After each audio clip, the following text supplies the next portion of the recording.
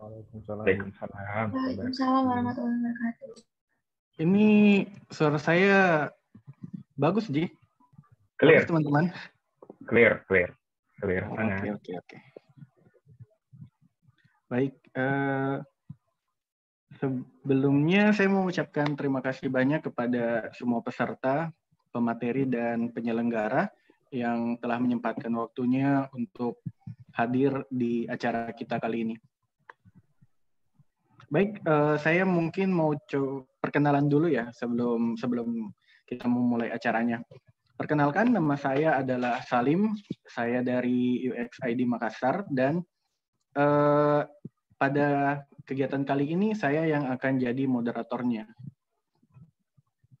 Oke. Baik, sebelum kita mulai acara mungkin ini kita mau langsung lanjut aja atau perlu nunggu 10 menit? Nunggu mungkin ada teman-teman yang lebih banyak pada setiap peserta yang telah meluangkan waktunya untuk ikut dalam kegiatan kali ini. Saya Salim akan berusaha untuk memandu acara ini sebaik mungkin, sebaik yang saya bisa.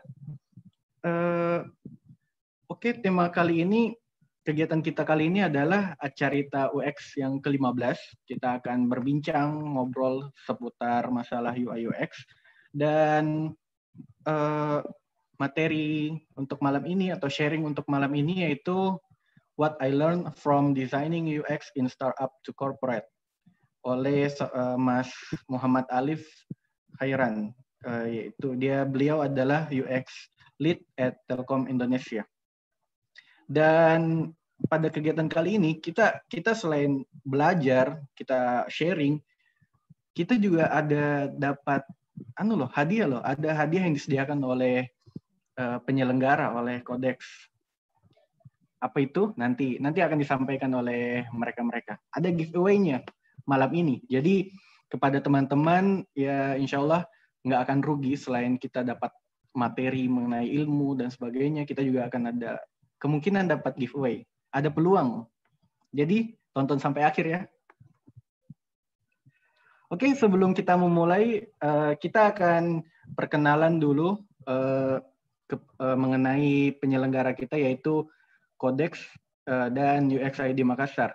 Jadi sebelumnya saya akan persilahkan kepada Mas Aditya untuk memperkenalkan mengenai Codex. Kepada Mas Aditya, saya persilahkan Mas. Baik, terima kasih Mas Salim introduction-nya dan opening-nya ya. Selamat malam semuanya teman-teman. Assalamualaikum warahmatullahi wabarakatuh. Apa kabar teman-teman semua? Semoga bahasa Makassar saya cuma tahu itu aja sih teman-teman. Alhamdulillah baik Mas. Baik ya, alhamdulillah. Terima kasih. Sebelumnya saya juga mau mengucapkan terima kasih banyak nih mewakili teman-teman dari Codex kepada UX ID Makassar yang sudah bersedia nih berkolaborasi dengan kami dalam menyelenggarakan event malam hari ini ya. Tidak lupa juga saya ingin berterima kasih kepada teman-teman semua. Ada 66 partisipan nih malam ini yang udah hadir, menyempatkan waktunya di hari Kamis malam ya, malam Jumat, untuk belajar bersama nih di malam hari ini. Nah, seperti kata pepatah, sebelumnya aku belum kenalan juga ya, teman-teman. Perkenalkan teman-teman, nama aku Aditya Pratama Putra, aku adalah Event and External Relation dari Codex Sport by Telkom Indonesia. Halo, Mas Reza. Nah, seperti kata pepatah, tak kenal maka kata sayang. Mungkin teman-teman juga di sini ada beberapa yang masih asing ya tentang apa itu Codex dan apa yang kami kerjakan untuk Telkom Indonesia. Sebenarnya ngapain sih Codex ini bikin acara kayak gini gitu ya. Nah, mungkin untuk lebih lengkapnya, aku izin share screen ya, teman-teman. Ini apakah sudah terlihat share screen-nya? Boleh dong dikasih. Terlihat. Oke, sudah kelihatan ya? Thank you.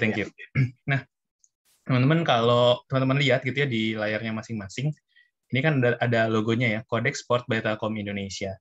Nah, pertanyaan yang biasanya pertama gitu ya datang ke kami adalah sebenarnya apa sih Kak apa sih hubungan Codex dan Telkom Indonesia gitu. Kenapa kok di logonya Codex ada Sport by Telkom Indonesia? banyak juga yang bilang kalau apakah Codex ini adalah anak perusahaan atau ini adalah pihak ketiga yang membantu Telkom gitu. Nah, jawabannya sebenarnya ada di slide selanjutnya. Jadi Codex ini apa, teman-teman? Codex is an official recruiter to support Telkom DXB Department atau Digital and Next Business. Yang sekarang sebenarnya sudah ganti nama, teman-teman, jadi DBT, Digital Business and Technologies gitu. Nah, jadi secara struktural, teman-teman, kami ini bukan anak perusahaan, kami ini juga bukan pihak ketiga ya, tapi kami ini adalah masih bagian dari Telkom Indonesia, tepatnya di bawah Departemen Digital Business and Technology, teman-teman. Nah, tugas kami apa? Tugas kami adalah untuk membantu Telkom Indonesia dalam upayanya untuk bertransformasi nih, teman-teman, dari telco company yang konvensional menuju ke digital telco company. Nah, spesifiknya membantu dalam hal apa nih?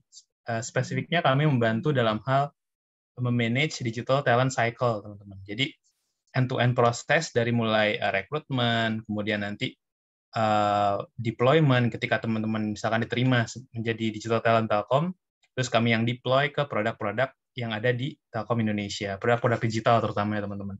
Nanti ketika teman-teman sudah menjadi karyawan Telkom, teman-teman juga akan kami manage gitu ya, mulai dari development-nya sampai nanti teman-teman retain, terus juga mungkin akhirnya ada yang memilih untuk resign atau retire gitu. Nah, itu semua kami manage di Codex dan harapannya untuk memberikan experience yang terbaik nih untuk teman-teman semua. Gitu. Nah, mungkin teman-teman juga bertanya gitu ya, emang Telkom Indonesia ini produk digitalnya apa aja gitu, kok sampai membutuhkan Codex untuk jadi official recruiter-nya gitu. Nah, di layar teman-teman ada beberapa ya, ini sebenarnya nggak semua, jadi di Telkom itu sebenarnya masih banyak lagi teman-teman produk-produk digital yang ada gitu ya, dan yang sedang dikembangkan. Nah, ini ada beberapa saja. Sebagai contoh ya, ada YouMeetMe, Pijar Mahir, My IndiHome, dan mungkin yang sekarang sedang familiar dan mungkin digunakan juga ya sebagian besar oleh teman-teman adalah Peduli Lindungi gitu. Nah, itu juga salah satu produk yang kami develop dan yang mengerjakan juga sebenarnya adalah talent-talent yang ada di Telkom Indonesia. Nah, segitu aja mungkin teman-teman penjelasan singkat tentang Codex. Nah, untuk teman-teman yang masih bingung, masih misalkan penasaran atau ingin tahu lebih banyak lagi gitu ya tentang Codex itu apa dan apa yang kami kerjakan, teman-teman bisa banget follow kami di berbagai platform sosial media ya. Kita ada di Instagram, ada di Twitter. Nah, biasanya di Instagram ini kami juga sering banget nih share untuk opportunity kegiatan-kegiatan atau event-event webinar gitu. Nah, teman-teman bisa banget follow sosial media kami untuk info-info terkait hal tersebut. Nah, untuk teman-teman yang sedang baca, teman-teman juga bisa follow di Medium kami, di medium.com/codexstories. Di sana banyak banget artikel terkait digital nih teman-teman, digital related, work-life balance, terus juga beberapa artikel tentang hiburan juga ada di sana yang ditulis oleh rangers-rangers kami di Codex. Nah, kami juga ada YouTube, Codex Telkom Indonesia, ada LinkedIn, Codex Telkom, sama informasi lengkapnya teman-teman juga bisa dapatkan di website kami di www.codex.works. Nah, teman-teman, tadi kan di awal aku mention bahwa Codex ini adalah official recruiter ya. Nggak lengkap juga rasanya kalau nggak sekalian nih nitip untuk share juga job opportunity yang sedang dibuka untuk Telkom Indonesia. Nah, salah satu yang mungkin related dengan tema malam hari ini adalah job role designer ya. Ada UI designer, UX designer, UX researcher, dan juga UX writer. Nah, untuk teman-teman yang tertarik bergabung menjadi bagian dari Telkom Indonesia, digital talent-nya terutama, teman bisa banget apply melalui link di recruitment.telkom.co.id. Nah, nanti di sana sudah lengkap semua tuh rekrutmennya apa aja, requirement-nya, kemudian job description-nya, terus apa aja yang teman-teman butuhkan untuk apply. Gitu. Jadi teman-teman bisa langsung masuk sana ya. Gitu. Nah, selain tadi job role designer, sebenarnya kami juga membuka banyak nih teman-teman opportunity untuk role-role lain. Nah, ini ada beberapa di antaranya. Untuk teman-teman yang misalkan ada rekannya atau misalkan keluarganya yang sedang membutuhkan pekerjaan dan memang expertise-nya di bidang digital atau di bidang IT, dan teman-teman bisa banget share nih ke teman-teman, rekan-rekan atau keluarga teman-teman yang membutuhkan. Bisa di screenshot aja. Nah, khusus untuk malam ini, kita ada link khusus nih teman-teman. Jadi memang link ini kita buat untuk spesial untuk event malam hari ini. Jadi hanya partisipan event aja yang bisa registrasi dan nanti akan langsung diarahkan untuk apply. Jadi ada ibaratnya jalur khusus ya untuk teman-teman yang sudah mengikuti event malam hari ini. Nanti mungkin bisa dibantu di-share ya sama Mbak Arini linknya, teman-teman bisa langsung masuk ke situ aja. Next, nah seperti yang tadi sudah di-mention sama Mas Salim nih ya, nggak lengkap rasanya kalau webinar Codex itu nggak ada giveaway-nya gitu. Nah malam hari ini juga kita akan tetap ada giveaway teman-teman, jadi kapan lagi dapat webinar gratis, plus ada giveaway-nya juga nih dari Codex dan juga UXID Makassar. Caranya gampang banget, jadi nanti ada total hadiah Rp350.000 berupa saldo link aja teman-teman yang akan kami bagikan ke 7 orang pemenang, jadi masing-masing nanti dapat Rp50.000.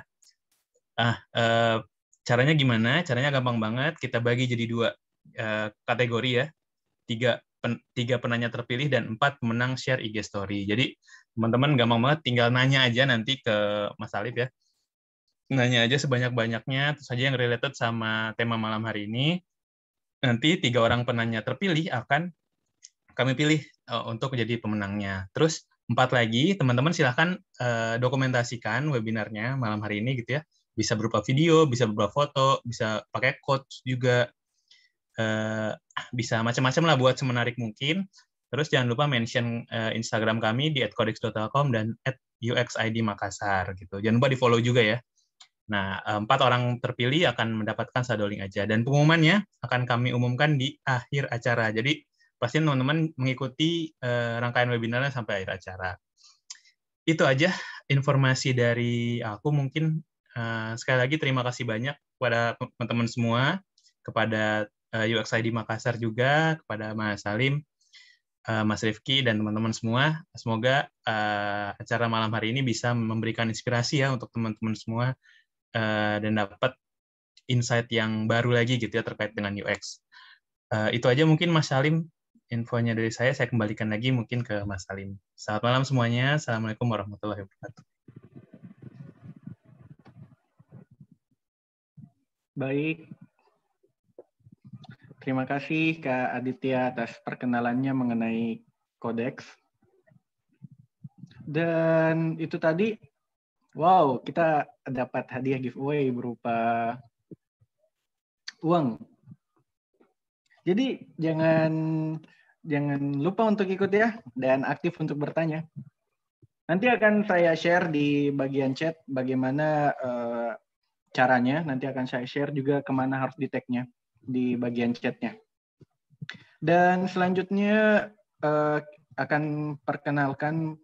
memperkenalkan mengenai UXID Makassar oleh Kanda Rifki. Mungkin saya langsung persilahkan. Oke, thank you. Baik, aku share screen dulu. Enggak lama kali. Oke, ini numpuk. Baik lagi.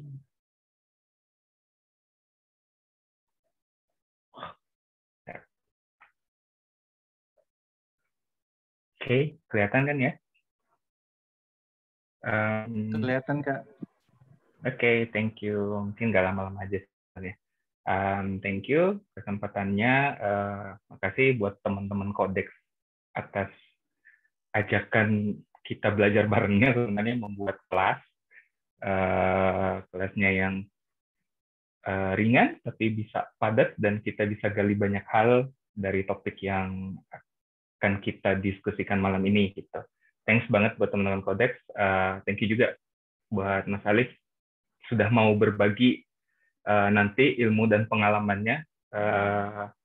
Saya yakinkan teman-teman rugi banget lah kalau emang nggak dapat kelas malam ini ataupun nggak datang. Oke, introducing bentar aja. Ini sebenarnya kita dari UXID Makassar. Oke, mungkin ada yang bertanya juga UXID Makassar itu apa. Jadi UXID itu karakternya adalah kumpulan komunitas kumpulan teman-teman yang minat, bahkan yang udah bergerak di dunia product design, baik dari sisi UX, baik dari UI, ada juga yang product designer. Itu kita semua udah kumpul di sana. di dalam UXID. Yang UXID Makassar sendiri sebenarnya adalah chapter kesekian yang dibuat di seluruh Indonesia. Terakhir yang akan coming up juga itu akan segera datang juga itu dari UXID Medan. Nah, jadi kita udah chapter kesekian dan penyebarannya seluruh Indonesia so far di kota-kota ini. Jadi nggak cuma di Jawa, ada di luar Jawa. Dan di Jawanya pun juga nggak cuma di kota seperti Bandung, Jakarta gitu, sampai di Probolinggo, Solo itu juga ada. Ke Sumatera ada, ke Lombok pun juga ada. Nah, jadi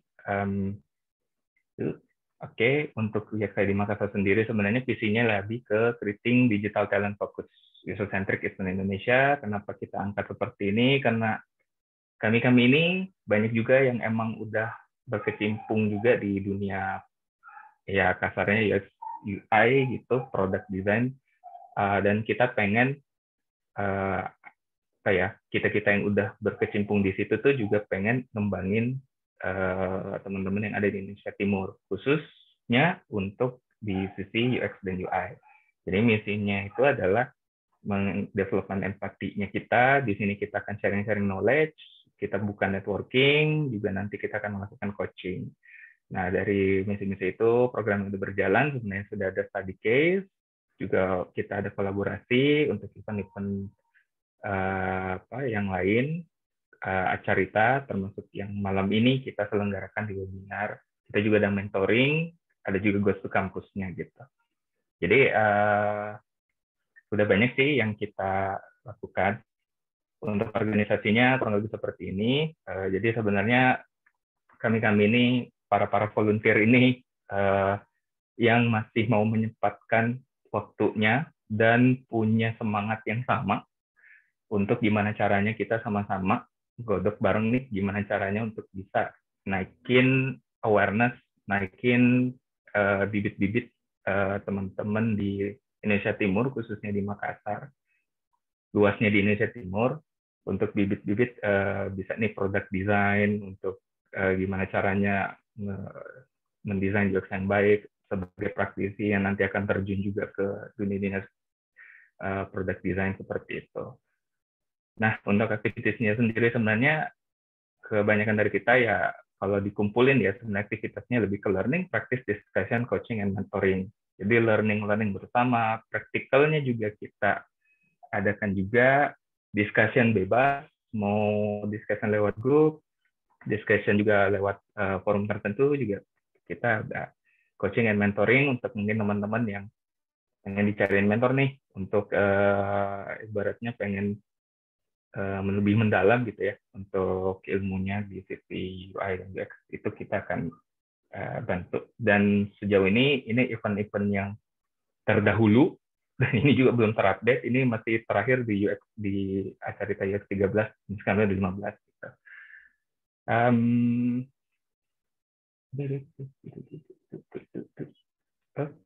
Ya kolaborasinya sih udah banyak banget kolaborasinya sih, udah sampai ke Telkomsel, Bayu, dan termasuk malam ini udah kolaborasi kedua kita dengan Codex. Thank you banget Codex.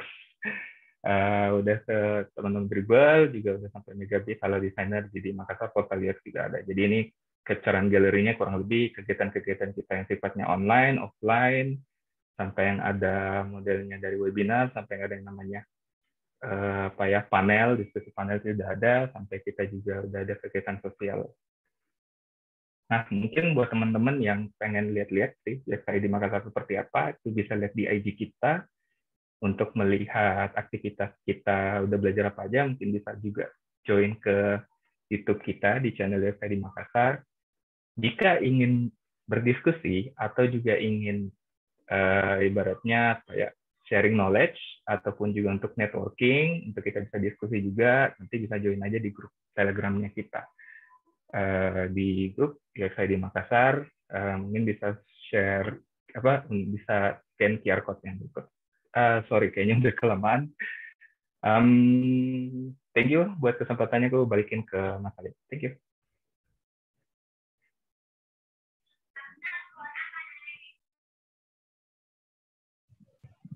Baik, terima kasih kepada Kak Rifki atas perkenalannya mengenai UX ID Makassar. Dan itulah tadi kedua penyelenggara kegiatan kali ini. Oke, selanjutnya mungkin kita langsung saja. Saya akan mempersilahkan kepada Kak Aditya. Bukan.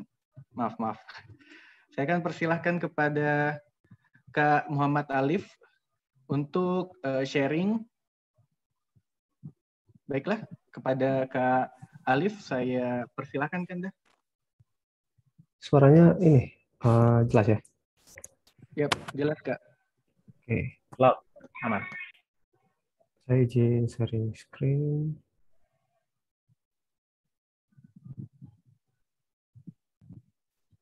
Oke, udah kelihatan ya?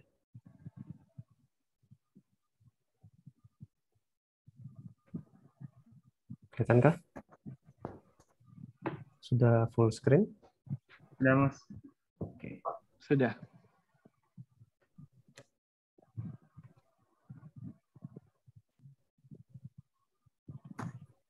Oke, Assalamualaikum warahmatullahi wabarakatuh. Selamat malam teman-teman. Ini saya bingung mau pakai logat Makassar ini atau mau pakai logat sini nih. Ya, teman-teman. Oke, sebelum itu mungkin saya mau lihat dulu pesertanya ini bisa raise hand.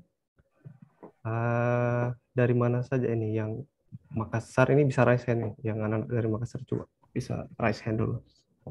Lihat dulu berapa orang ini yang dari Makassar dari total 77.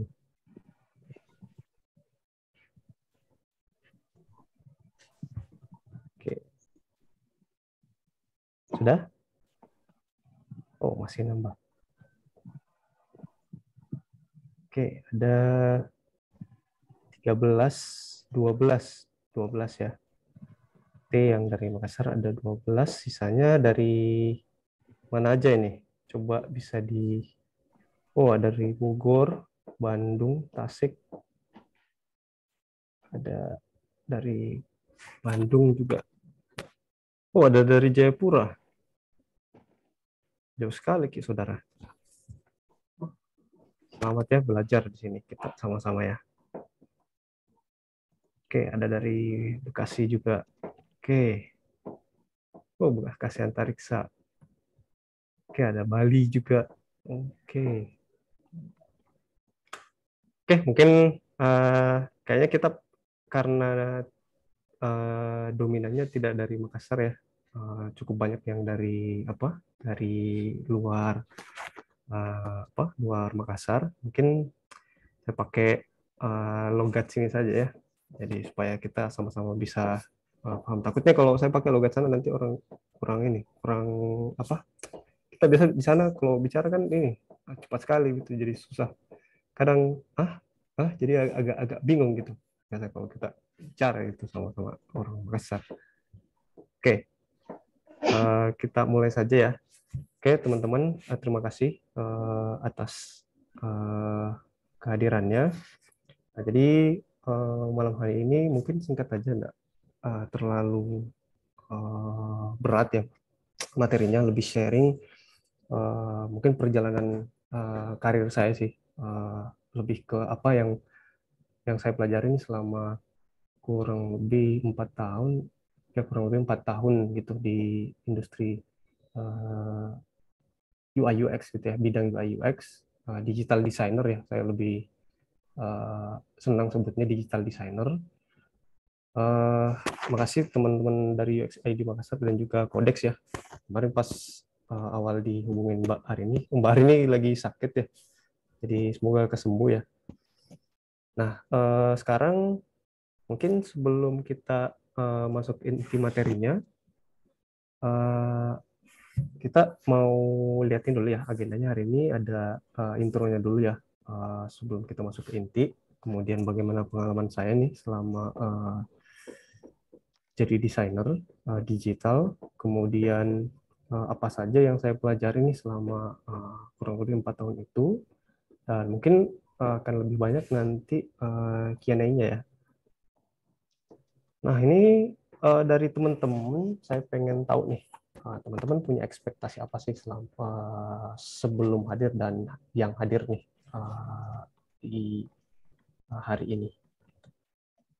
Boleh diketikkan mungkin di kolom chat, boleh?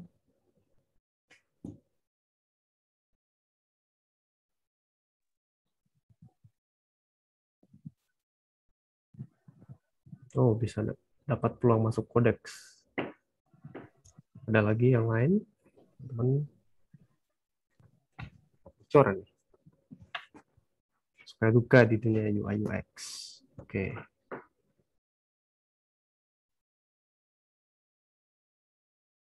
Oke. Nah, kalau dari saya, mungkin teman-teman punya ekspektasi nih, belajar dari mana sih ya?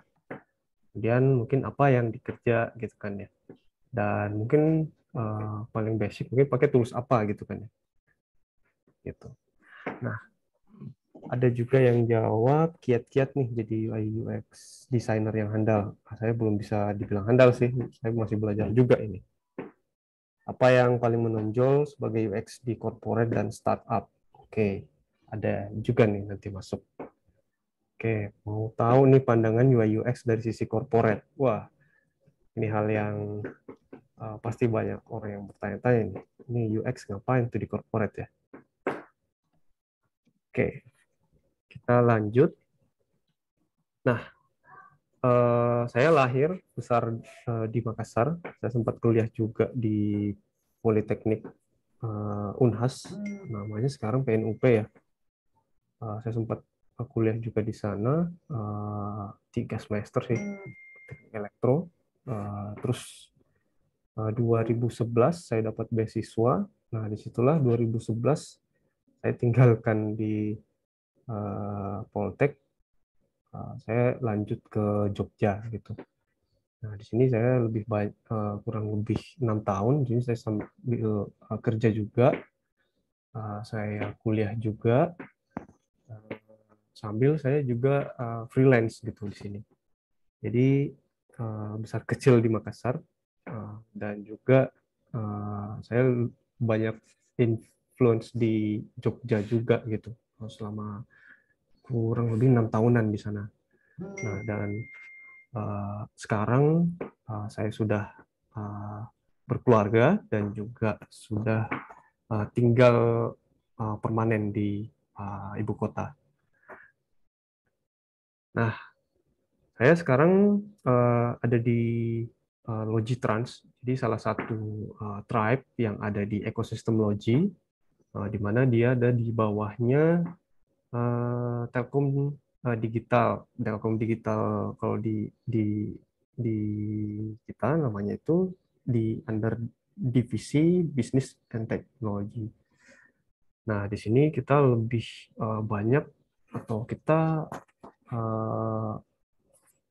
gimana dari sisi bisnis to bisnis kita mendigitalisasi gitu ya, yang dimana dulu itu konvensional ya, mereka harus nelpon-nelponan, kemudian di pelabuhan mereka harus datang ke sana gitu kan ngurus, kemudian sampai di beberapa macam-macam jenis angkutan di pelabuhan udara dan juga di kereta itu harus dikerjakan secara terpisah. Nah, ini yang kita buatkan solusi di mana mereka bisa dalam satu platform itu udah ada semua gitu. Nah, ini salah satu transformasi Telkom yang dimana kita coba mendigitalisasikan Indonesia gitu. Nah, mungkin teman-teman yang tertarik, kita juga kalau namanya di Telkom ada namanya chapter designer, namanya Dex. Nah, salah satunya teman-teman bisa join di situ ya, dari yang udah di share tadi sama Mas Adit ya. Oke, nah pengalaman saya sebagai digital designer, saya mulai benar-benar official join di company itu 2017. Di sini saya udah udah selesai skripsi sih. Tinggal wisuda itu hari. Nah, jadi udah sebelumnya saya ada pengalaman freelance gitu. Cuman di sini yang lebih ke gimana bekerja dengan perusahaan-perusahaan gitu. Nah, di awalnya di sini di Niaga Hoster, saya memang passionate di art dan engineering. Nah, ini kadang pertanyaan yang sering masuk sih, bagaimana caranya teknik elektro belajar UI UX gitu. Nah, itu yang paling sering banget gitu. Dan kadang tidak dipercaya gitu, bilang emang sepaham apa gitu kan terhadap industri ini gitu. Itu sih. Nah, tapi karena apa? Karena di sini memang saya banyak sudah punya fondasi yang lumayan kuat sehingga saya dipercaya dan bisa ikut bergabung gitu di Niaga Hoster. Nah, kalau di Niaga Hoster sendiri saya ada di bawah tim Niaga Web dan saya sebagai UI designer. Nah, yang saya kerjakan di sini sehari-hari itu lebih seperti crafting wireframe, kemudian membuat UI kit. Nah, saat itu desain sistem belum terlalu dikenal ya. Orang taunya dulu itu tahun 2017 itu UI yang saya tahu ya itu masih UI kit gitu. Itu sih. Nah, kemudian saya nggak lama sih di sini karena saat itu saya pengen banyak lebih ke lebih ke proses thinkingnya gitu. Karena bagaimana bisnis itu bekerja, bagaimana bisa lebih di depan itu bagaimana bisa mendiscover needs-nya lebih dalam gitu. Nah, itu sih sebenarnya yang saya pengen cari tahu gitu. Nah, sementara kalau di UI design kita memang masih lebih banyak under visualnya gitu. Itu sih. Nah, di selanjutnya saya pindah ke Jakarta. Di sini lebih karir path saya sih lebih ke UI UX design, jadi lebih general, nggak spesialis seperti di Niaga Hoster, di mana di sini memang base-nya adalah startup ya. Nah, sementara yang di sini adalah bisa dibilang konsultan juga sebagai software house sih gitu. Tapi lebih banyak konsultan untuk klien-klien kita gitu. Nah, di sini saya beberapa kali posisi ya, mulai dari UI UX designer ya, di mana klien-klien yang konsul sama kita untuk solusi desain. Nah, ini yang coba saya buatkan, bantu buatkan beberapa brief-brief, contohnya seperti prototype, kemudian needs dari klien, kemudian apa-apa saja timeline dalam satu project yang harus kita selesaikan gitu. Kayak gitu sih. Misal harus selesaikan kitnya, kemudian guideline desainnya, kemudian bagaimana hasil-hasil risetnya gitu. Jadi memang lebih generalis gitu. Kemudian di tahun selanjutnya saya dipromosikan jadi product designer karena arah perusahaan ingin membuat produk sendiri gitu karena sudah punya pengalaman lebih dari 10 tahun gitu di bidang sport dan juga safety engineering gitu. Nah, di sini punya produk sendiri di sport dan juga punya produk sendiri untuk di safety gitu.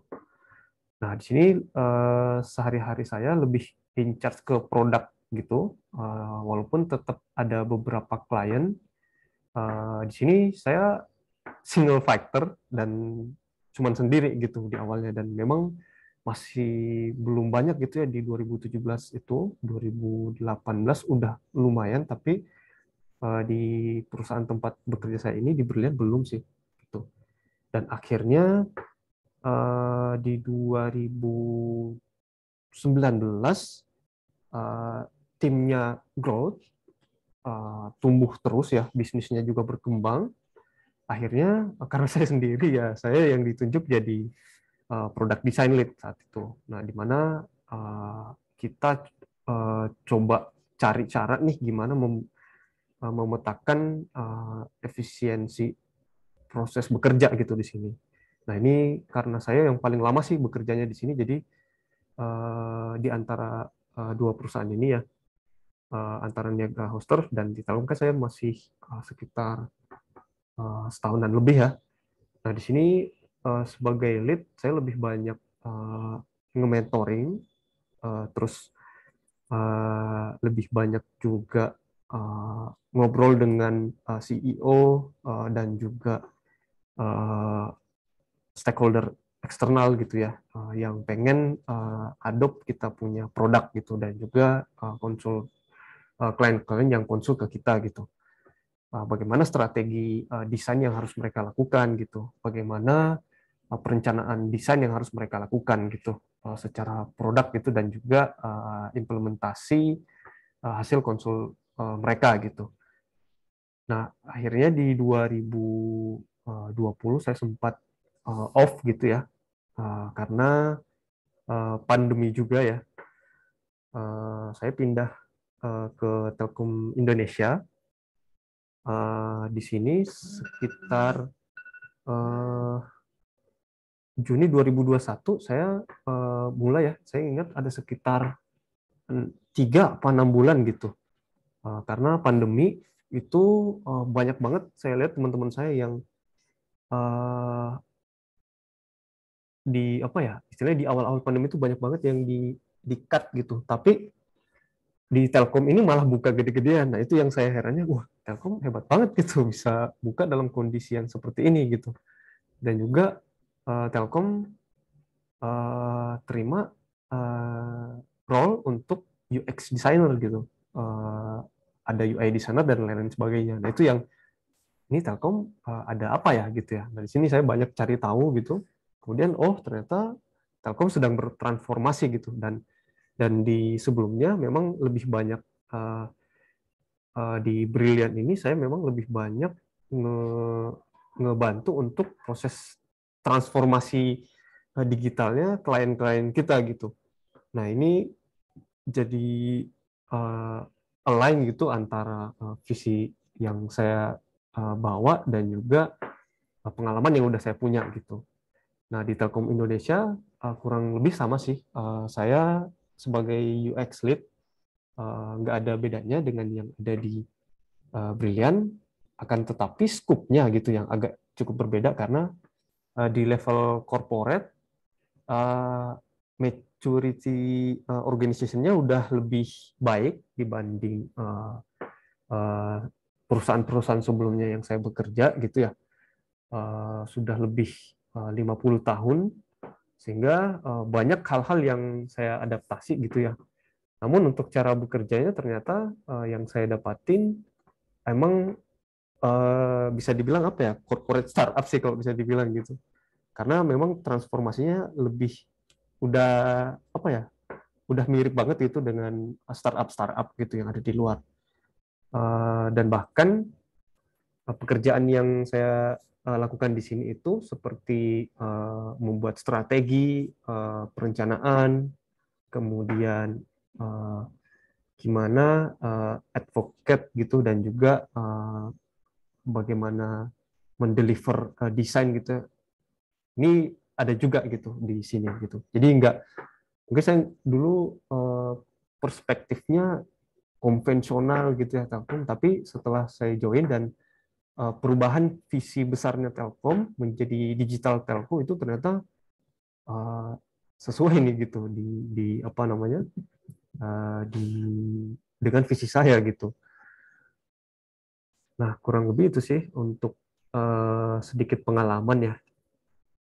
Nah, ada yang perlu saya sharing sih di sini terkait apa-apa aja sih yang saya pelajari ya. Saya bagi dua nih antara ketika masih kuliah sama ketika baru kerja ya. Nah, kalau dulu waktu saya masih kuliah, saya emang suka ya dan semangat membaca gitu. Tapi yang saya bacanya adalah lebih banyak buku gitu. Mungkin dulu buku-buku tentang UI UX itu sangat minim ya di 2015, 16, 17 itu hampir minim yang membahas secara detail, karena transfer knowledge kita dengan yang di luar itu nggak sekencang yang ada di Indonesia gitu. Dan juga apalagi kalau kita bandingkan Jawa dengan yang di kawasan timur Indonesia itu, ya Jawa aja sama kawasan timur itu jauh banget gitu perbedaannya. Nah, itu saya rasakan gitu ketika pas pindah ke Jogja gitu. Nah, dari sini waktu kuliah saya lebih banyak membaca. Kenapa saya selain saya suka ya, kenapa saya harus semangat juga ya gitu ngebaca ya? Nah, karena kalau saya diem aja gitu, udah puas sama apa yang udah saya punya, ya saya nggak akan kebuka gitu. Tuh, kadang ada istilah itu, kalau misalnya kita mendesain, kadang jangan sampai nih desain kita itu berubah gitu. Istilahnya egonya gitu ya, teman-teman desainer ya. Wah, ini saya udah desain seperti ini harus bisa diimplementasi gitu. Padahal sebenarnya dengan kita banyak membaca itu, membaca buku ya yang saya maksud ini, kalau artikel-artikel boleh, cuman saya lebih rekomendasiin buku gitu. Itu lebih apa ya, teman-teman lebih imajinatif gitu, lebih terstruktur nanti ketika berpikir gitu, dan juga teman-teman lebih fokus gitu ya. Kemudian ketika masih kuliah, nah ini yang saya pelajarin sih, hard skill itu penting banget dipelajarin sampai selesai gitu. Kenapa? Kadang yang saya pelajari misalnya dulu sempat jadi web developer juga. Nah itu ketika kita nggak fokus, itu kita nggak akan expertise di bidang yang sedang kita pelajarin atau hal yang pengen kita pelajarin gitu. Jadi teman-teman ketika pengen naik lebih gede ya, istilahnya kayak pohon nih, akarnya nggak kuat, batangnya akan gimana? Apalagi nanti ranting-ranting dan daunnya gitu akan cepat jatuh gitu.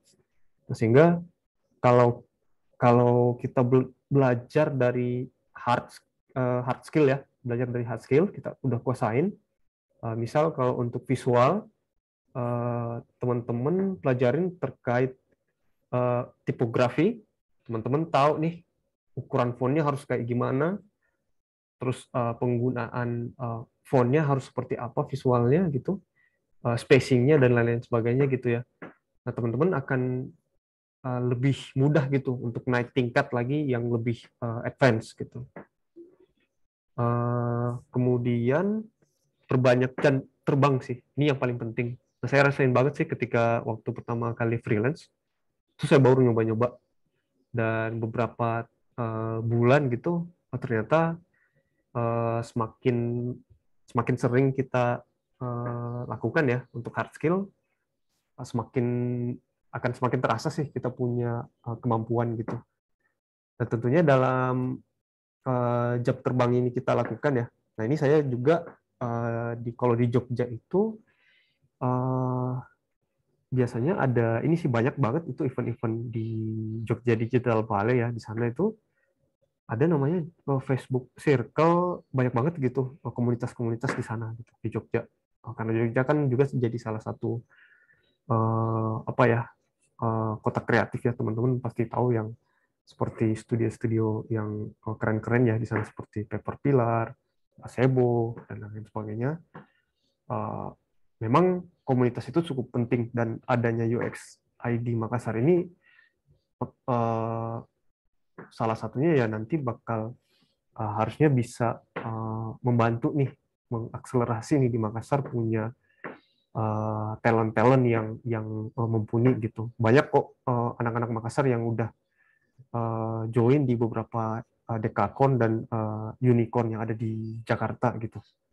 Dan mereka bahkan ada yang kerja dari Makassar gitu. Itu yang saya ini ya pernah ngobrol sama mereka gitu. Oke, kemudian Nah, ini nih yang ketika baru kerja.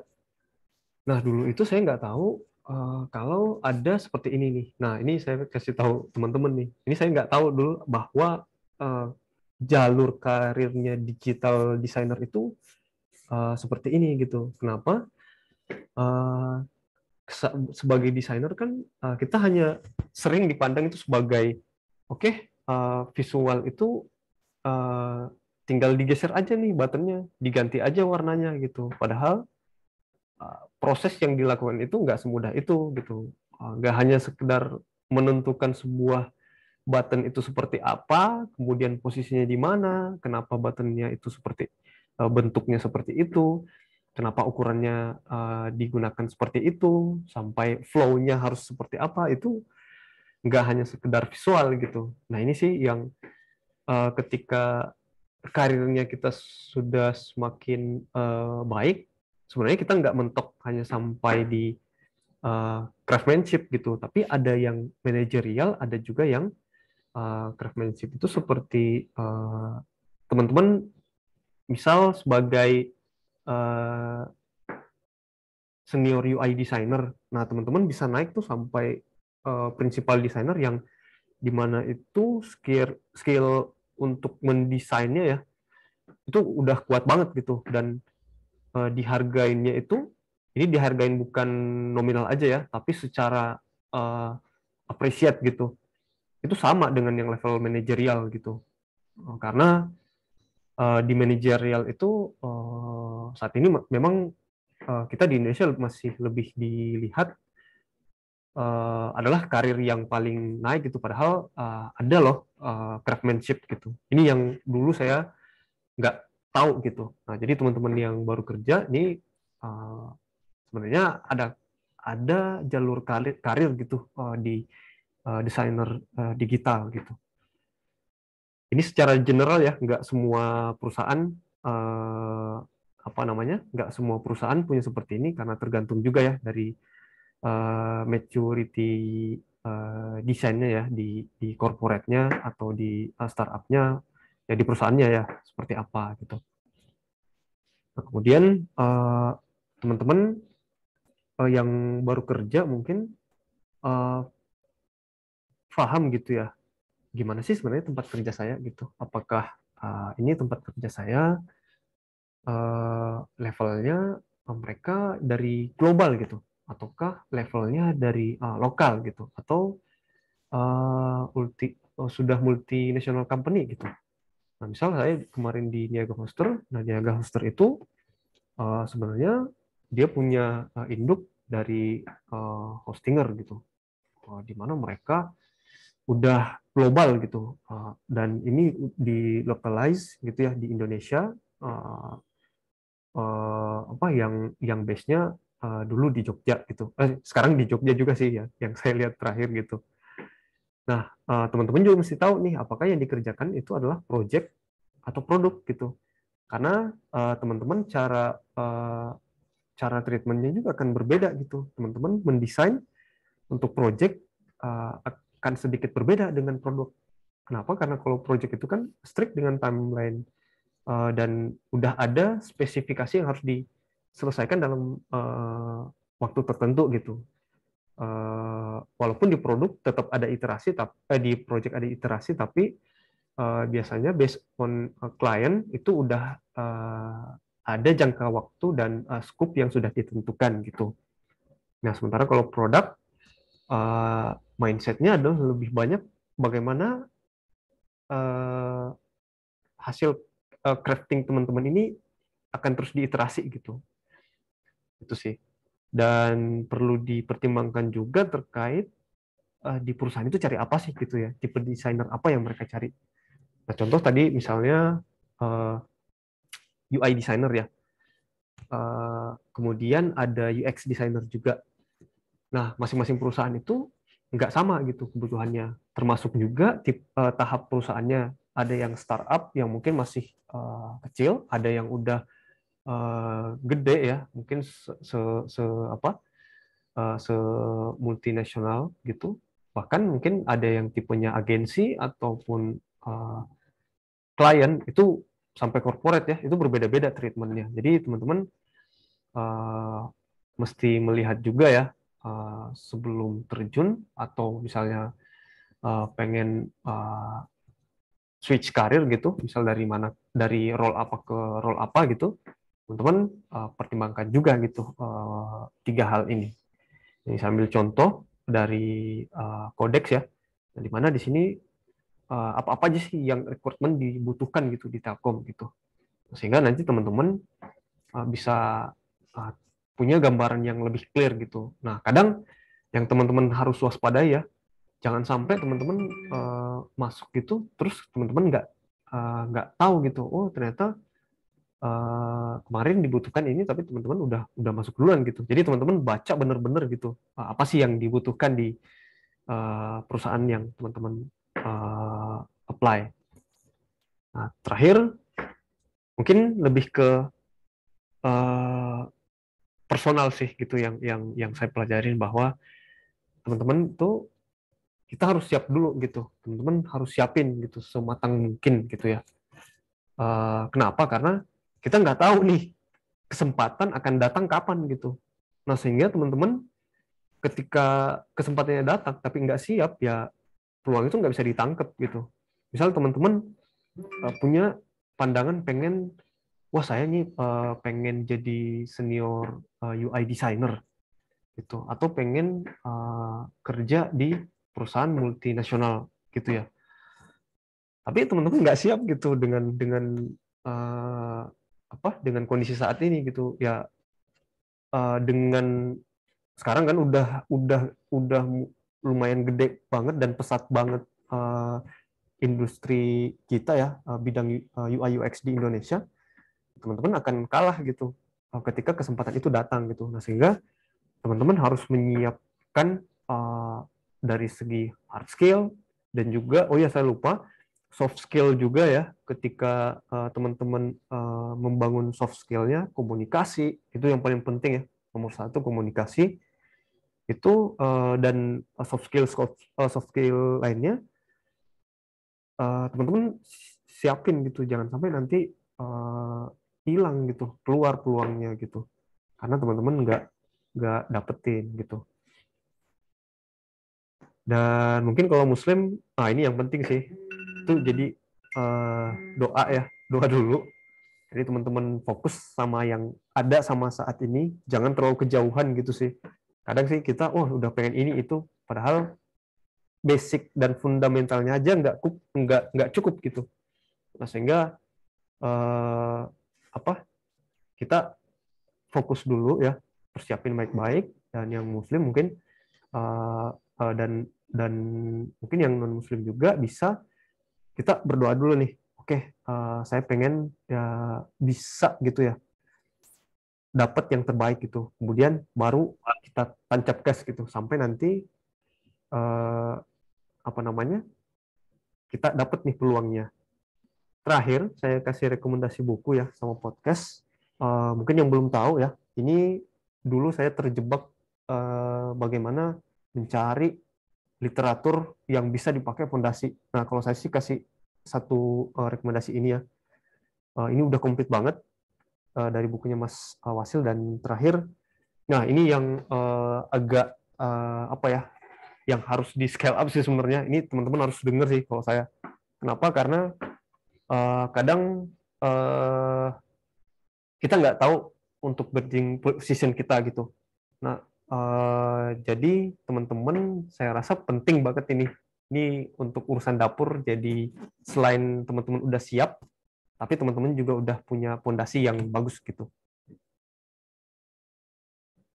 Oke, cukup ya dari saya. Mungkin lebih dari 15 menit. Sekarang ini udah 30 menit. Oke. Terima kasih Kak Alif. Selanjutnya kita akan ke sesi tanya jawab. Ini sudah ada tiga pertanyaan nih Kak yang di bagian chat. Nanti mungkin kita buat sesi pertama dulu, yaitu yang ini, yang tiga pertanyaan yang sudah ada. Nanti kita akan buka sesi pertanyaan selanjutnya.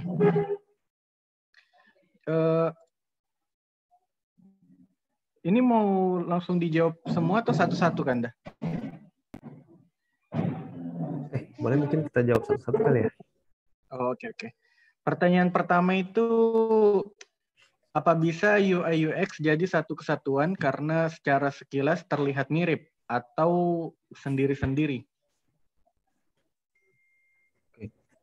Nah, mungkin bisa jadi satu atau enggak. Nah, ini pertanyaan kan balik nih. Udah paham belum perbedaannya antara UI dan UX gitu. Nah, itu yang balik lagi ke basic-nya gitu. Teman-teman paham nggak dengan UI itu apa, UX itu apa? Nah, bisa dijadiin satu atau kesatuan. Sebenarnya ini kalau UI UX itu, UI kan lebih ke visual ya. UX itu lebih ke sense-nya gitu. Nah, kalau UI UX itu bisa jadi satu ya, dan dia lebih generalis. Mungkin kalau yang lebih ke role sih, namanya product designer ya. Itu sebenarnya ada juga, karena balik lagi tergantung dari kebutuhan perusahaannya. Biasanya role itu beda-beda namanya, tapi ada beberapa yang sama, ada juga yang beda. Jadi balik lagi sih. Tuh, kalau satu kesatuan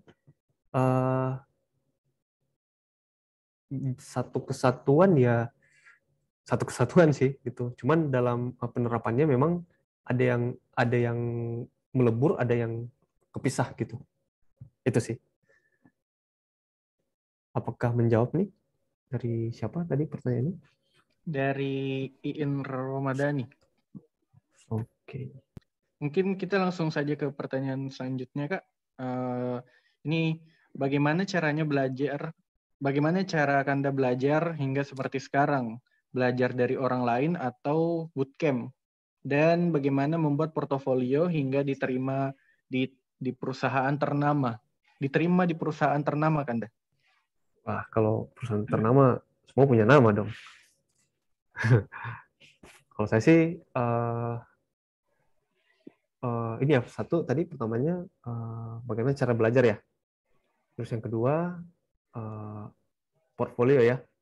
Iya. Kalau cara belajar sih, ya itu tadi yang sudah saya share tadi, ya belajar basic dulu gitu. Sama mungkin waktu saya kuliah sih, karena setiap mata kuliah kan ada basicnya dulu ya. Nah, teman-teman belajar basicnya dulu gitu, belajar fundamentalnya gitu.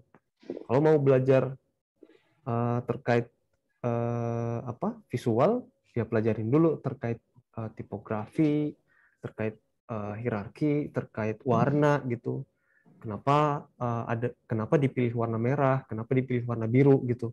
Kenapa warna punya beberapa macam gitu. Kenapa warna ada yang kontrasnya nggak boleh ditabrakin gitu. Itu belajar fundamentalnya dulu gitu. Dan di rekomendasi buku tadi itu udah komplit banget gitu dari bukunya Halo Designer ya, yang ditulis Mas Wasil gitu. Itu komplit banget. Kalau dari portfolio sih lebih ke saya jarang pakai fact study ya, tapi tetap bisa digunakan. Cuman untuk saya hampir nggak pernah sih pakai fact study. Lebih banyak memang dari hasil-hasil project, kemudian dari biasanya kayak kalau mendesain itu kan ada dari temen gitu ya kalau kita di kampus. Nah, itu yang saya pakai gitu. Jadi saya hampir nggak pernah sih gitu. Nggak pernah pakai fact project kayak gitu sih. Itu aja. Portfolionya kayak gimana? Mungkin banyak ya yang dibahas sama teman-teman ya, gimana bikin portfolio. Kayaknya di buku itu ada juga tuh. Ya, seingat saya ada contoh-contoh portfolio bagaimana membuat supaya kita lebih dilihat gitu ya, dibanding orang lain gitu. Oke, cukup menjawab kan? Baik, jadi seperti itu ya. Dan saya juga sebenarnya ada juga buku itu yang buku dari Mas Wasil. Apa tadi itu Kak? Buku apa tadi? Bagaimana jadi Ya itu petunjuk memulai petunjuk. UX dari nol.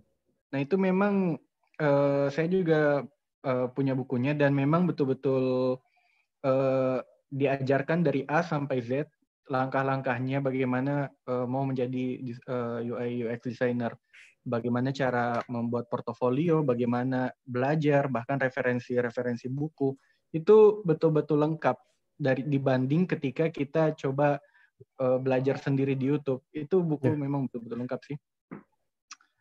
Dan juga kepada teman-teman peserta jangan lupa untuk tag ke Codex dan UXID Makassar karena ada giveaway di akhir kegiatan ini nanti. Itu sekedar pengingat. Dan mungkin nanti sesi kedua kita open video sama open mic ya, mungkin supaya bisa lebih enak interaksinya kali ya. Mungkin kalau ada yang mau nanya langsung boleh kali ya.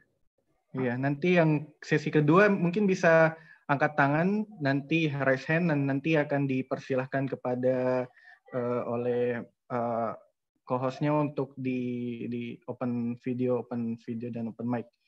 Oke, selanjutnya di pertanyaan ketiga Kak di sesi ini dari Wahyu Nurul Ramadanti, bagaimana peluang bagi mahasiswa non-IT untuk diterima sebagai UX designer tanpa pengalaman kerja di dunia startup? Mungkin cerita-cerita pengalaman Kanda yang sebagai non-IT dan diterima kerja Kanda.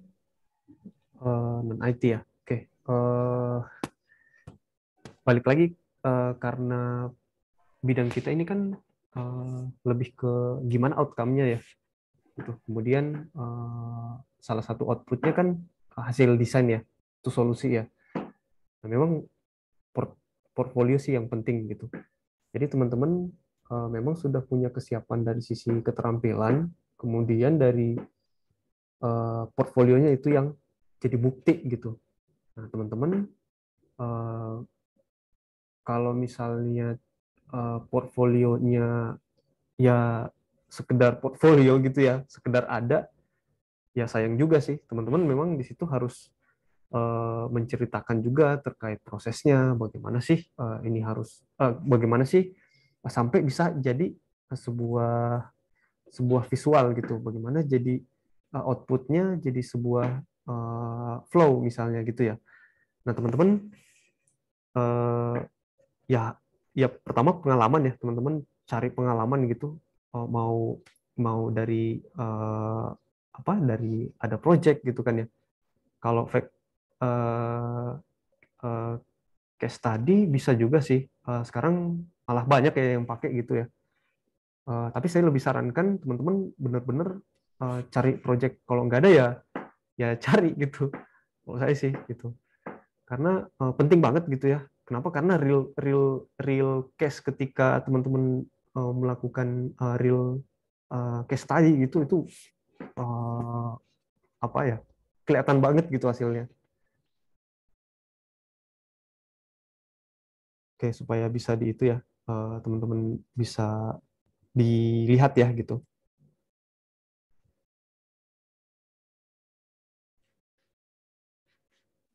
Oke, baik Kanda. Jadi memang kan kalau yang saya dapati memang beberapa saran orang ketika kita belum mempunyai portofolio itu membuat fake portofolio atau portofolio imajinasi. Nah, tapi bisa juga sih ada juga saran lain bagaimana kita coba kerjakan project asli, tapi mungkin ya nggak dibayar gitu, mungkin dibayar, tapi bayarannya terima kasih dan ikhlas. Nah, itu saya sudah biasa dulu tuh waktu mahasiswa. Itu juga. Biaya bayaran terima kasih. Itu bisa menjadi salah satu cara untuk mendapatkan portofolio. kepada teman-teman dengan mengerjakan secara gratis dari project asli. Oke, selanjutnya kita buka sesi kedua lagi ya. Banyak banget ya pertanyaannya. Mungkin supaya lebih ada interaksinya kita yang open mic saja kan dah gimana? Mungkin boleh sih dijawab aja nih pertanyaan teman-teman. Sayang juga kalau nggak kita jawab nih. Oke.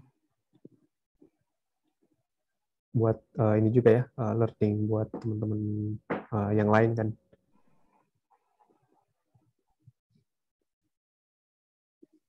Oke, kita coba cari di sini. Mungkin ini ada pertanyaan dari Harold juga, Kak. Bisa izin mau tanya, Kak. Ketika kerja di software house yang dimana selalu dihadapkan dengan timeline yang cepat, apakah idealis desain kita harus diterapkan dalam sebuah project? Oke. Nah, itu kena sih ya. Saya pernah kayak gitu sampai sampai akhirnya nggak nggak dapet gitu timelinenya, dan itu jadi learning path buat saya sih. Nah, teman-teman, setiap proses desain yang kita lakukan kan sebenarnya memang ada outcome ya. Nah, salah satunya impact ke customer, impact ke bisnis, impact juga ke teknologi gitu. Nah, dari tiga ini ya, tiga irisan ini sebenarnya karena memang kita bentuknya project itu kan terbatas terhadap waktu ya. Nah, memang banyak hal-hal yang kita cut di situ. Nah, jadi teman-teman ya balik lagi ke perusahaannya gitu ya, dan juga melihat pendekatannya di situ, mana sih yang paling memungkinkan kita adopsi gitu, kita adopsi metodenya gitu, maupun proses yang kita lakukan di project tersebut. Karena jangan sampai gara-gara kita terlalu pengen nih melakukan metode A, B, C, maupun framework A, B, C gitu kan ya. Nah, itu malah mengganggu nanti dari sisi timeline dan juga bisnis gitu. Jadi kalau dari pengalaman saya, ya kita sama-sama punya satu tujuan gitu. Jadi kita berempati juga dengan sesama tim kita gitu. Setidaknya business owner ya, yang punya project, ya kita harus strict juga gitu sama waktu. Jadi teman-teman ya di sini pinter-pinternya lihat di mana framework dan juga metode yang memungkinkan untuk kita gunakan gitu sampai di proses testing gitu. Itu sih. Baik. Ini ada satu lagi mungkin Kak sebelum kita ada yang sudah resen ini. Tunggu dulu ya. Ini.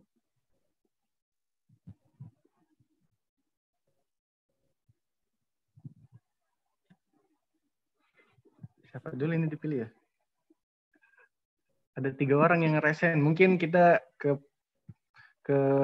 pada Hanif Mitsal Mahatta mungkin bisa open mic-nya atau mungkin open videonya, mungkin bertanya secara langsung.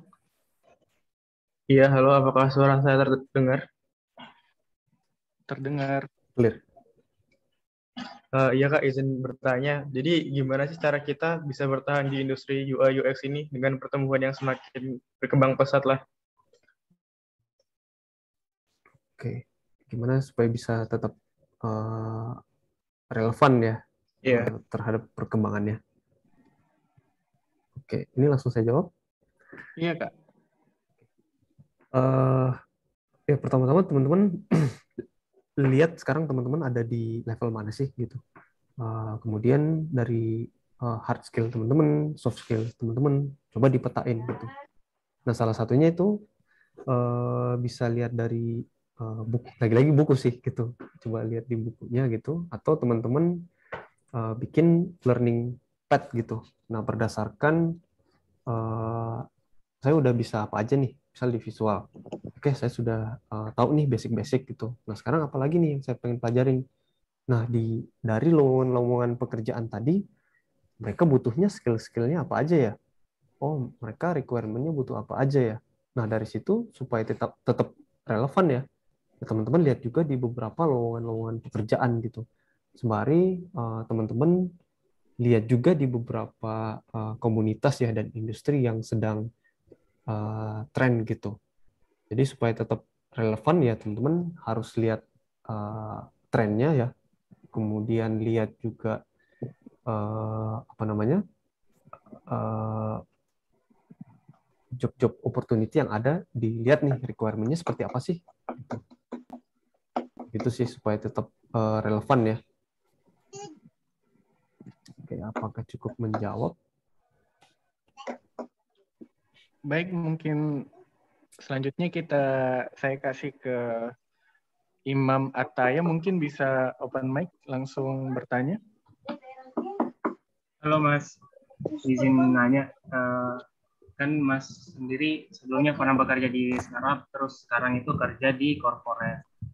Saya mau nanya tentang workflow dari perbedaan kedua ini Mas, dari sisi startup dan yang corporate. Dari workflow kerjaannya gimana, terus environment-nya gimana, tas-tasnya antara startup dan corporate itu gimana, terus apa sih tantangan terbesar di antara kedua perbedaan antara startup dan corporate, kurang lebih itu aja. Ini cukup panjang nih kalau dijelasin semua nih ya. Oke, mungkin kalau mungkin saya lebih ke pengalaman aja ya. Kalau misalnya, kalau contohnya tadi ya, satu ini workflow, kemudian gimana tas-tasnya, terus kemudian lingkungannya kayak gimana. Mungkin kalau dari workflow dulu, karena kalau ini dulu ya, waktu saya di startup ya, dulu itu emang cepet banget ya. Jadi misal dalam sehari, bagaimana nih kita bisa udah bisa menyelesaikan beberapa kit-kit gitu yang udah kita buatin roadmap-nya gitu. Nah, kenapa? Karena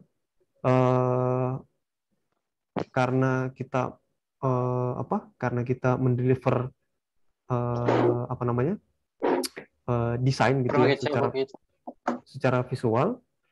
Nah, jadi supaya kita nggak harus buat baru, nah makanya kita bagaimana mempercepat menyelesaikan kit-kit dan wireframing yang udah distandarisasi gitu. Nah, itu sih dulu gimana tas-tasnya gitu. Kalau workflow-nya lebih ke mulai dari awal ngobrol sama product manager, kemudian tektokan juga sama developer, kemudian di review, kurang lebih hampir mirip-mirip proses-proses design thinking lah gitu ya. Jadi nanti jadi outputnya yang udah dites gitu. Nah, kemudian yang di Brilliant di konsultan ini, karena di sini memang dulu nggak ada framework ya, jadi kita masih tabrak sana sini gitu. Nah, ketika udah kita mulai ya kita buat squad framework ya dulu. Nah, akhirnya kita coba adopt design thinking gitu. Walaupun memang banyak banget yang perlu disesuaikan. Dan kalau tas-tas kesehariannya, lingkungannya, kalau di startup tadi cepet banget ya, per hari pasti udah apa namanya, udah diukur misal berapa banyak ininya. Nah, kalau di sini di project kita memang dalam seminggu kita review gitu. Nah, ini tergantung kebutuhan. Dan kalau di corporate sebenarnya kalau yang di tempat penugasan saya sekarang bisa dibilang hampir sama kayak startup sih. Nah, cuman memang secara stakeholders memang cukup banyak gitu yang harus kita lewatin gitu. Nah, di sini secara workflow, kalau di chapter designer di Telkom, itu ada framework sendiri gitu, namanya 3D, discover, design, dan deliver. Nah, ini kita adaptasi dari design thinking, kemudian lean UX, dan lain-lain sebagainya gitu. Nah, sehingga kita punya framework sendiri sih kalau di Telkom gitu. Kurang lebih seperti itu sih. Dari Mas siapa tadi ya? Dari Mas Imam. Oke. Makasih, Mas. Mas Imam. Ini ada juga pertanyaan yang menarik saya lihat, Kak. Yang mungkin bisa digabung dari pertanyaannya Mas Idan Ar-Rashid dan Mas Hairul. Kalau pertanyaan Mas Hairul, apa saja prasyarat terjadinya karir switch? Dan pertanyaannya Mas Idam, bagaimana kalau dari kakak selama apply ke beberapa company itu banyak belajar tentang apa? Interview, portofolio, dan lain-lain.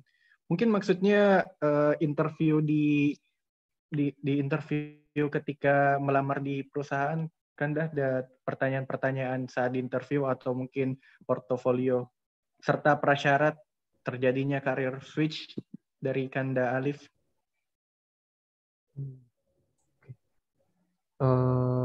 Mungkin satu-satu dulu kali ya, karir switch dulu kali ya.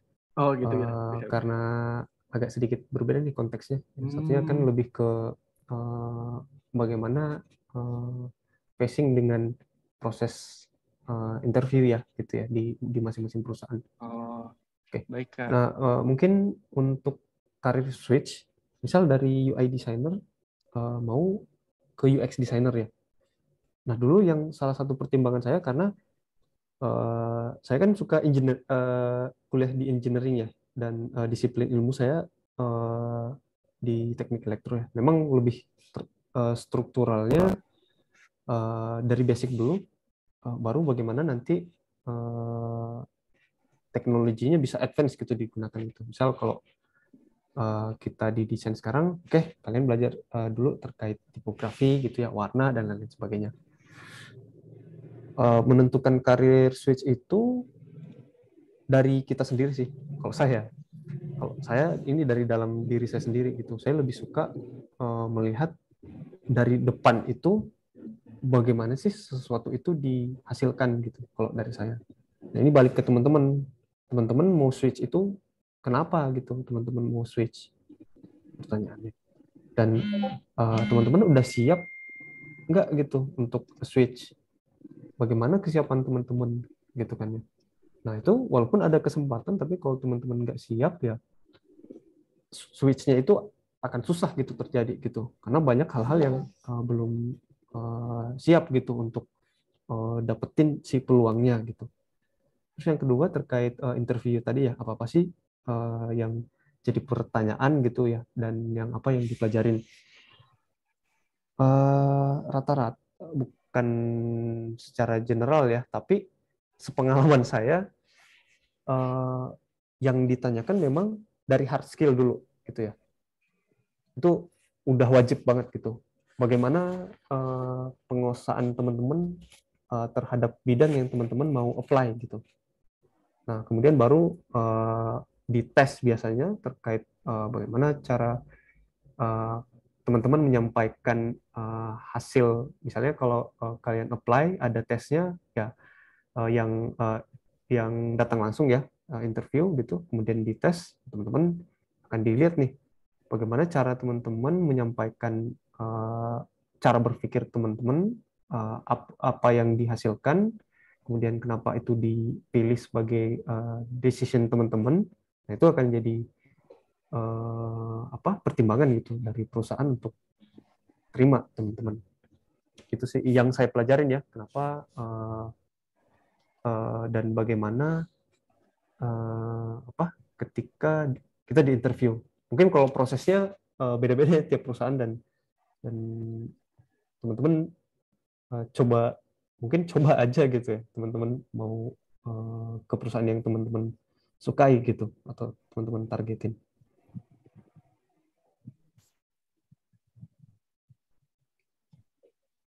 Oke, baik Kak. Kira-kira bisa satu pertanyaan lagi atau dua Kak? Oh, boleh, mungkin kita habisin aja ini pertanyaannya. Sayang nih kalau nggak dijawab. Mungkin Ini kalau ada dua yang raise hand, mungkin bisa kita on mic. Kalau pertanyaan-pertanyaan yang lain saya lihat banyakan yang cara belajar dan portofolio ini Kak. Kayaknya sudah dijawab dari tadi juga. oh ya, kalau portfolio mungkin udah ya. Oke. Mungkin yang raise hand ini saya persilakan ya Kak. Oke, boleh. Mungkin kepada Ririn dulu ya. Setelah itu terakhir Khairul Syarif.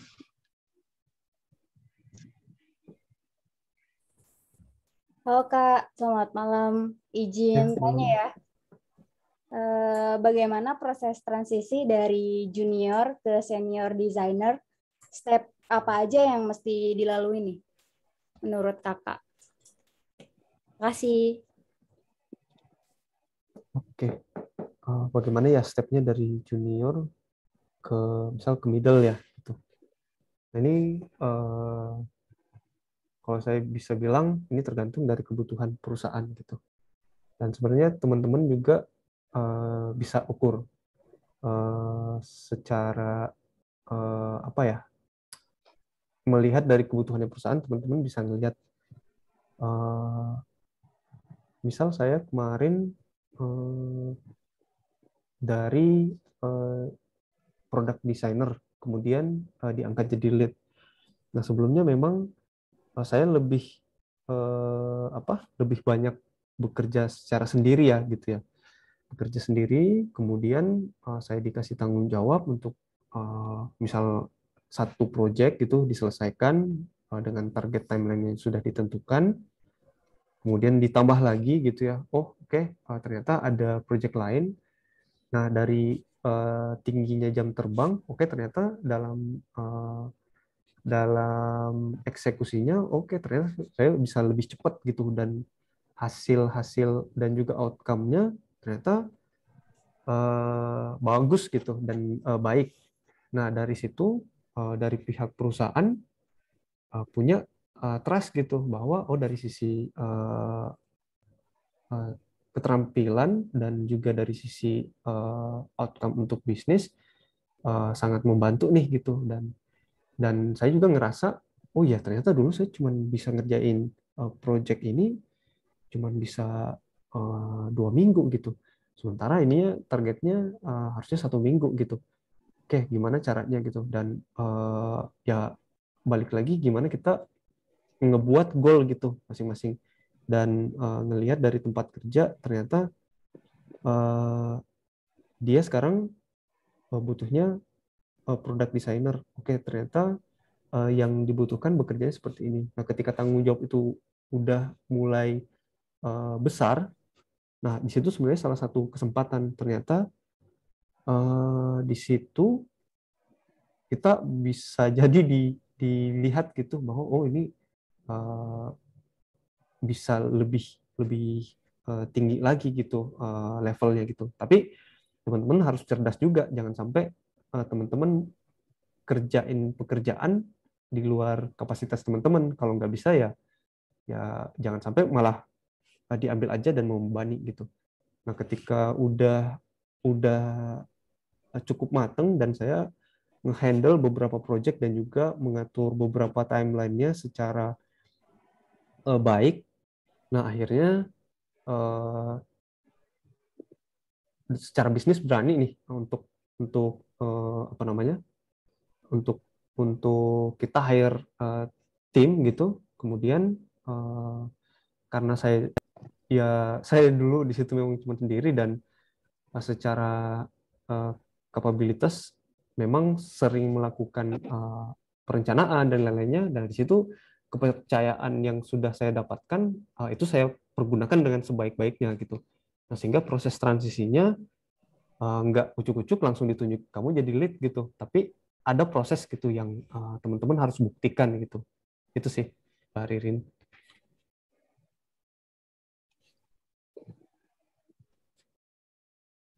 Oke, selanjutnya mungkin dari Mas Khairul Syarif. Oke, selamat malam Mas Ali, Mas Alif. Mau nanya nih Mas Alif. Jadi saya kan saya udah pernah internship nih di satu perusahaan, tapi job role-nya tuh masih single tester gitu. Jadi saya juga research, saya ngedesain, saya bikin wireframe sampai aplikasinya di develop gitu. Nah, terus saya bingung nih, kayak ini sebenarnya saya tuh di posisi mana sih bagusnya gitu? Apakah di UI design, apakah di UX design gitu? Dari Mas Alif sendiri, gimana sih cara nentuin nih kita harus di posisi ini? Aku sih ngerasanya kayak semuanya bisa gitu ya Mas Alif ya. Kemarin research berhasil, UI design juga dapat feedback juga katanya lumayan gitu. Terus ya UX-nya juga bisa lah Mas Alif. Kalau dari Mas Alif sendiri nih, gimana sih cara nentuinnya gitu Mas Alif? Gitu. Itu dari aku Mas Alif. Terima kasih. Oke. Mungkin ini masih galau ya dan bingung juga gitu Ya, buat bener, nentuin ya. Kan Saya juga pernah di posisi seperti itu. Main lagi Mas Alif. Dan kebetulan sekarang juga kerja juga, single factor juga. Jadi semuanya dipakan aja gitu Mas Alif. Nah, saya bingung nih cara nentunya sebenarnya saya di posisi mana sih baiknya gitu. Dari Mas Alif gitu aja. Oke. Mungkin lihat balik ke diri kita lagi ya. Karena kan kita yang ngejalanin. Sebenarnya saya suka yang mana sih gitu ya. Saya lebih suka apa sih? Sebenarnya ada satu framework gitu, design thinking untuk personal karir ya. Saya lupa tuh Mas Hopi ada di eventnya Codex. Mungkin teman-teman bisa lihat. Cuma saya lupa itu ada di mana ya. Jadi ada caranya Mas Hopi itu gimana buat melihat kita punya kapabilitas lebih condong kemana gitu. Nah, cuman kalau yang cara termudahnya itu lihat dulu nih mana sih yang paling saya suka gitu, apa sih yang seneng gitu saya lakukan. Itu balik ke dan mana yang saya mampu gitu. Nah, jangan sampai kita memilih yang sebenarnya mungkin secara general kita bisa semua nih. Nah, cuman dilihat pasti ada yang condong gitu, lebih kuat gitu. Dan juga kalau misalnya teman-teman pengen banget itu artinya kan teman-teman suka ya, nggak apa-apa, dicoba aja gitu dulu, difokuskan di satu bidang itu gitu. Jadi dilihat dulu mana yang teman-teman suka. Kalau udah suka ya pasti akan semangat terus belajar gitu. Kadang waktu sampai kelupaan gitu. Itu sih. Mungkin lihat dulu gitu sukanya gitu. Itu sih. Oke. Thank you Mas Alif.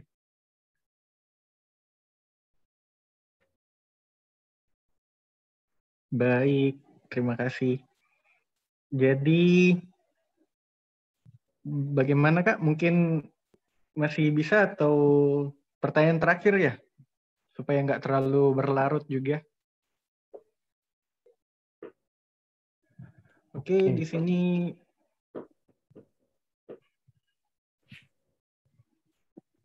mungkin ini dari pertanyaan dari Mas Sudirman. Mungkin pertanyaan terakhir juga untuk malam ini. Oh ya, jangan lupa tag ke Instagramnya Codex dan UXID Makassar untuk dapat hadiah giveaway-nya ya. Oke, mungkin dari pertanyaan dari Mas Sudirman, mau tanya Mas, adakah titik bosan atau kejenuhan dalam bekerja sebagai UI UX dan apa perubahan besar dalam perjalanan karirnya Mas?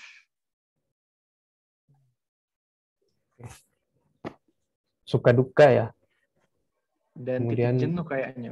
Titik jenuh ya. Oke. Suka duka dan juga titik jenuhnya. Sukanya itu kita bekerja seneng dan juga hobi ya gitu. Dan juga dibayar gitu. Itu.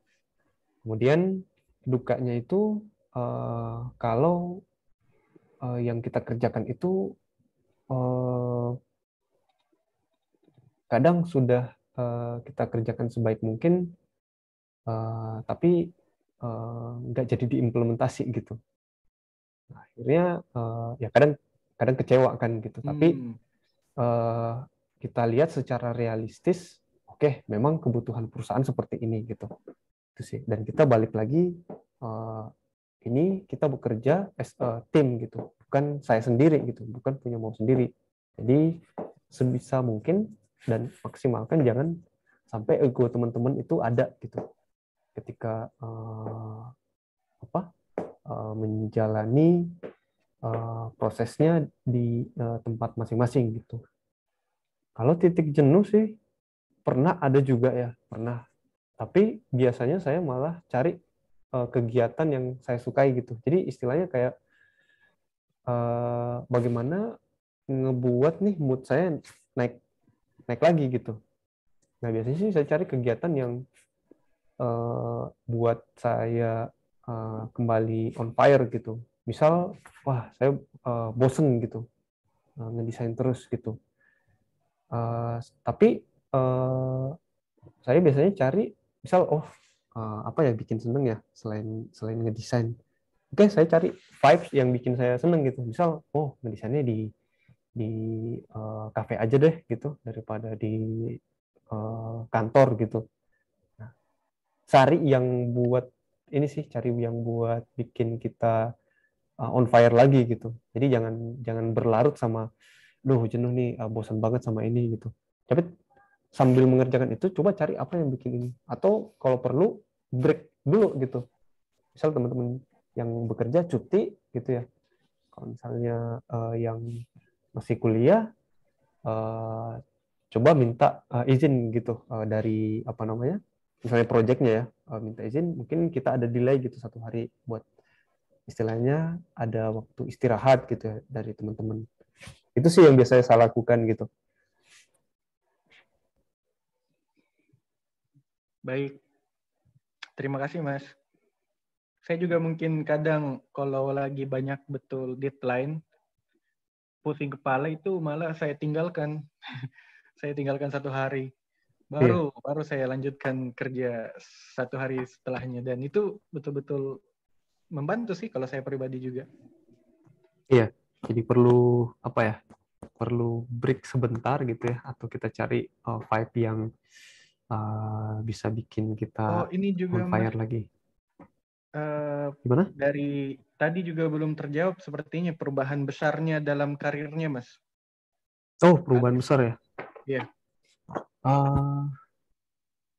Perubahan terbesar itu saya nggak nyangka sih bahwa ini bisa, maksudnya dulu kan orang tua kan anggapnya saya bakal bekerja di PLN, bekerja di perusahaan telekomunikasi. Walaupun di telekomunikasi juga ya sekarang, karena saya penjurusannya dulu telekomunikasi gitu di elektro. Cuman bidangnya nih yang agak berbeda gitu, jauh banget gitu kan.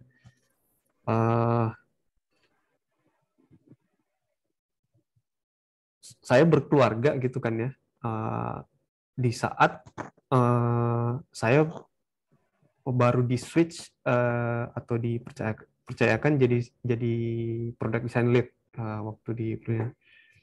Jadi itu perubahan terbesar saya di situ, di mana saya berkeluarga dan juga saya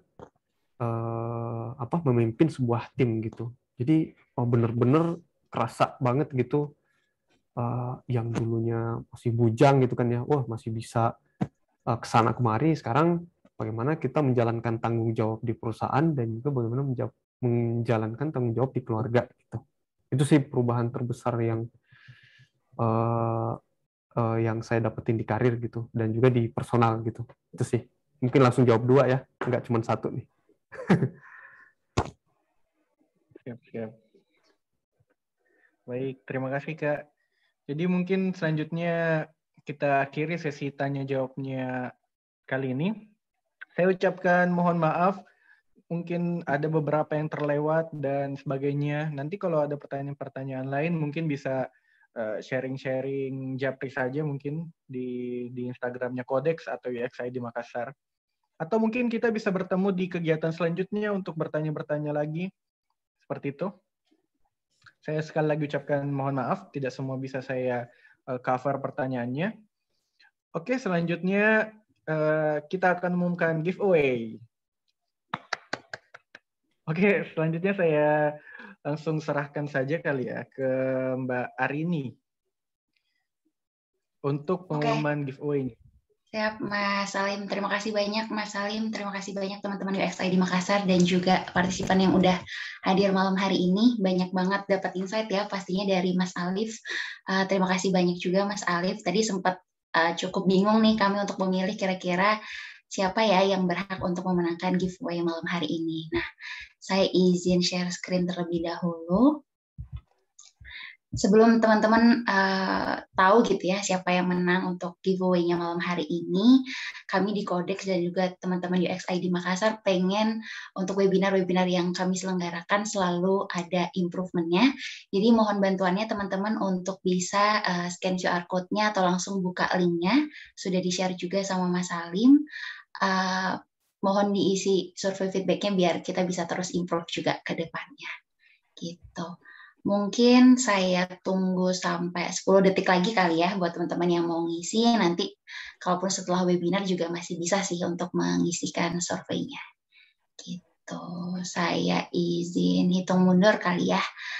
5, 4, 3, 2, 1. Oke. Untuk surveinya, thank you teman-teman buat yang udah ngisi juga. Nah, buat teman-teman yang tadi udah banyak bertanya, kemudian udah banyak juga yang share di Instagram Story. Terima kasih teman-teman, tapi di malam hari ini kami cuma memberikan untuk 7 pemenang giveaway yang beruntung gitu ya. Selamat untuk para pemenang. Untuk yang tadi sudah share di Instagram Story, ada di @Khoirul_Syarif. Selamat. Kemudian ada di @Lutfi_Siraj. Dan juga @rahma1003_. Nah, untuk yang sudah bertanya, tadi sebenarnya banyak banget ya sama Mas Salim dan juga Mas Alif, bingung nih milih yang mana gitu ya. Untuk nama-nama yang beruntung mendapatkan saldo link aja senilai 50.000 adalah Mas Wahyu Nurul Ramadan, kemudian Kak Hairul, Kak Hanif Mitsalma Hatta, dan juga Kak Imam Ataya. Nah, buat para pemenang bisa langsung klaim hadiahnya dengan konfirmasi ke DM Instagram kami @codex.telkom. Teman-teman tinggal bilang aja kalau merupakan pemenang dari giveaway webinar UXID Makassar dan juga Codex Telkom. Oke, mungkin itu aja informasi dari saya, Mas Salim. Sekali lagi terima kasih banyak buat Mas Alif, Mas Salim, dan teman-teman UXID Makassar maupun peserta yang hadir malam hari ini. Sekian, saya kembalikan ke Mas Salim. Terima kasih, Kak Rini. Jadi sebelum nanti ketika di DM, jangan lupa di-follow ya. Lumayan. Dan mungkin sepatah kata terakhir dari Kak Alif sebelum kita tutup kegiatan kita malam ini. Oke, mungkin yang paling penting teman-teman jangan pernah bandingin diri teman-teman ya. Misal saya, dia udah lebih jago gitu. Nah, tiap orang itu kan beda-beda punya life path ya. Gak sama nih kita dengan orang lain gitu. Jadi teman-teman bandingkan yang saat ini dengan yang sebelumnya gitu. Teman-teman kayak gimana sih sekarang gitu dengan yang kemarin. Jadi fokus sama achievement atau target teman-teman gitu. Apa yang udah dicapai sekarang, apa yang udah tercapai gitu, apa yang belum, kenapa belum. Nah, sekarang targetnya apa ke depan? Harus bagaimana gitu. Ke depannya saya harus perbaiki apa gitu. Jadi teman-teman fokus sama diri teman-teman gitu. Jangan membandingkan gitu. Karena kalau teman-teman membandingin itu nggak akan ada habisnya gitu dan nggak fit gitu buat mental teman-teman gitu sih. Dan sayang banget gitu sih habisin waktu gitu. Gitu. Oke, baik Kak, terima kasih. Thank you. Dan mungkin saya juga nambahkan dari Kak Alif, yang pasti kita nggak usah bandingin diri kita dengan orang lain, karena kita punya pace kehidupan masing-masing. Dan sedikit tips dari saya, kalau misalnya kadang kita ini merasa kayak melihat orang lain lebih sukses, coba mood story Instagram yang kalian biasa lihat, yang biasa kalian merasa jenuh seperti itu kalian mood. Jadi fokus kepada yang mau dicapai. Saya biasa seperti itu. Dan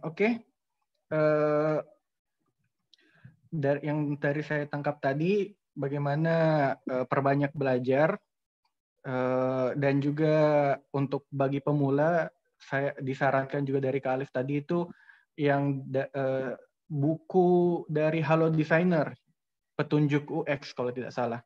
Itu betul-betul mengcover semuanya. Dan juga kalau saya pribadi belajar bahasa Inggris, karena itu betul-betul membantu, dan ketika kita mengetahui bahasa Inggris, kita bisa memperluas koneksi kita ke luar negeri. Karena saya pribadi juga melihat banyak orang-orang Indonesia yang bahkan sudah lalu lintang di luar negeri, itu sudah banyak sekali. Jadi dengan bisa memahami bahasa Inggris, kita bisa memperluas skill kita, kemampuan kita, dan koneksi kita. Mungkin bisa teman-teman kita open video, kita sesi foto-foto dulu sebelum kita tutup. Mungkin Mbak Ari ini bisa bantu untuk screenshot kali ya.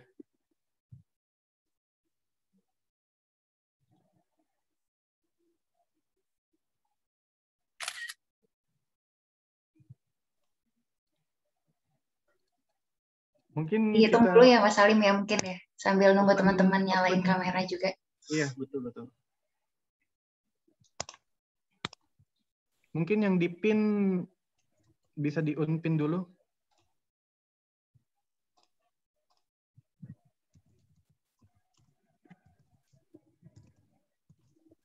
Mungkin Mbak Ari ini bisa bantu arahkan, Mbak. Oke, siap. Terima kasih teman-teman buat yang udah nyalain kameranya gitu ya. Kita mulai untuk foto bersamanya. Saya hitung 1, 2, 3. Oke, sekali lagi. Sebentar. 1, 2, 3. Oke. Terima kasih teman-teman semuanya. Baik, Silakan. terima kasih. Terima kasih untuk panitianya. Baik, sekali lagi sebelum saya tutup, saya ucapkan terima kasih banyak kepada setiap peserta, pemateri, dan penyelenggara yang telah membantu mengadakan kegiatan ini. Sekali lagi saya ucapkan terima kasih, dan saya memohon maaf jika ada salah kata dari saya, dari pemateri, dan yang lain. Baik, cukup sekian mungkin ya. Semoga kita bisa bertemu lagi di kegiatan selanjutnya dan menambah ilmu dan sharing bersama. Jadi saya juga ucapkan terima kasih kepada Kak Alif dan yang lain. Oke. Wabillahi taufiq wal hidayah. Wassalamualaikum warahmatullahi wabarakatuh. Waalaikumsalam warahmatullahi wabarakatuh. Oh, jangan lupa isi surveinya ya, guys, teman-teman. Ya, di link yang sudah saya share tadi. Terima kasih sekali lagi. Terima kasih ya semua ya. Wah, Terima kasih. Jadi Kodex, Terima kasih. Makassar. Oke. Super duper. Terima kasih ya. Keren.